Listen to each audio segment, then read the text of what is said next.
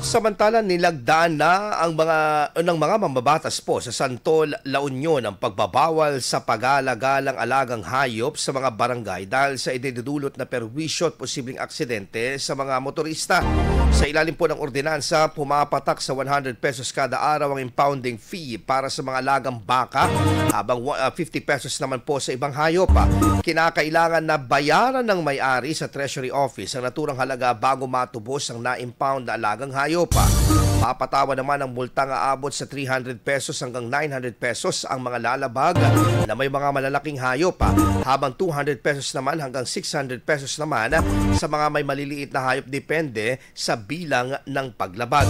Magkakaroon din ng kaukulang pondong Municipal Agriculture Office upang maipatupad ang nasabing ordinansa.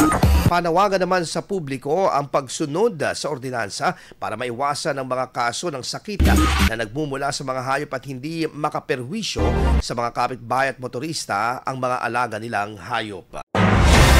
IFM News. IFM News. IFM News.